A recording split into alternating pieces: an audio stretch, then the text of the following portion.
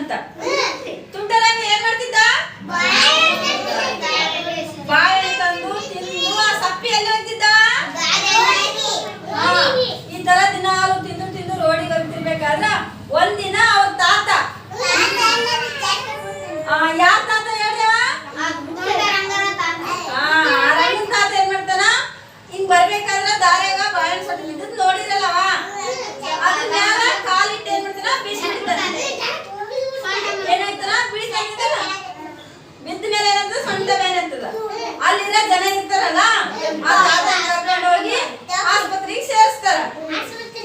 ಯಾರು ಸೇರಿಸ್ತಾರ ಆಸ್ಪತ್ರೆಗೆ? ಯಾಕೆ ಸೇರಿಸ್ತಾರ?